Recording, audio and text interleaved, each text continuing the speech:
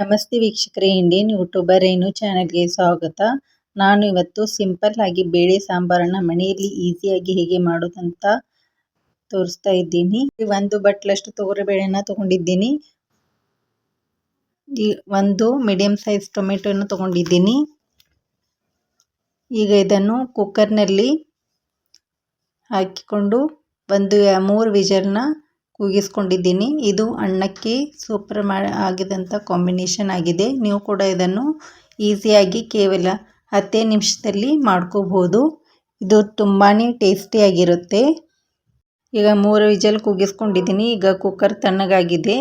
ಈಗ ನೋಡಿ ವೀಕ್ಷಕರೇ, ಬೇಳೆ ಎಷ್ಟು ಚೆನ್ನಾಗಿ ಸಾಫ್ಟಾಗಿ ಬಂದಿದೆ ಅಂತ. ಈಗ ಇದನ್ನು ಒಂದು ಸೌಟಿನ ಸಹಾಯದಿಂದ ಈ ರೀತಿ ಚೆನ್ನಾಗಿ ಸ್ಮ್ಯಾಶ್ ಮಾಡ್ಕೋಬೇಕು.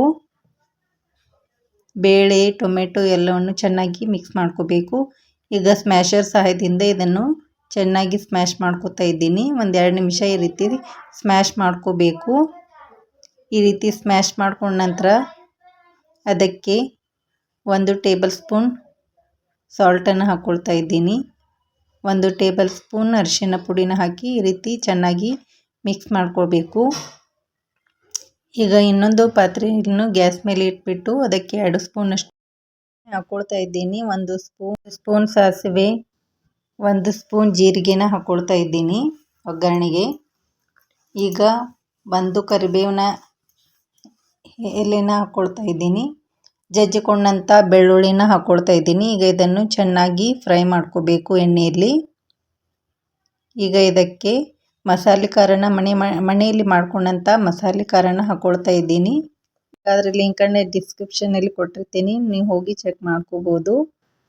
ಈಗ ಬೇಯಿಸ್ಕೊಂಡಂಥ ಬೇಳೆನ ಇದರಲ್ಲಿ ಹಾಕ್ಕೊಳ್ತಾ ಇದ್ದೀನಿ. ಈಗ ಇದಕ್ಕೆ ಕುಕ್ಕರ್ಗೆ ನೀರನ್ನು ಹಾಕ್ಕೊಳ್ತಾ ಇದ್ದೀನಿ. ರುಚಿಗೆ ತಕ್ಕಷ್ಟು ಬೆಲ್ಲನ ಹಾಕ್ಕೊಳ್ತಾ ಇದ್ದೀನಿ.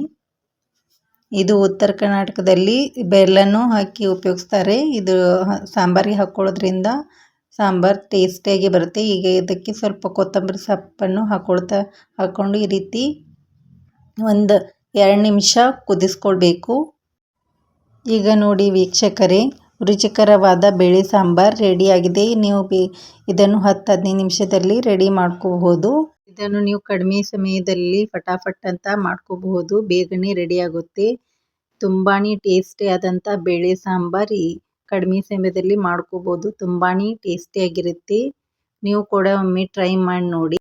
ಇದನ್ನೊಮ್ಮೆ ಟ್ರೈ ಮಾಡಿ ಹೇಗೆ ಬಂತ ಕಾಮೆಂಟ್ ಮಾಡಿ, ಲೈಕ್ ಮಾಡಿ, ನಿಮ್ಮ ಫ್ಯಾಮಿಲಿ ಫ್ರೆಂಡ್ಸ್ಗೆ ಶೇರ್ ಮಾಡಿ, ನನ್ನ ಚಾನೆಲ್ಗೆ ಸಬ್ಸ್ಕ್ರೈಬ್ ಆಗಿ. Thank you for watching.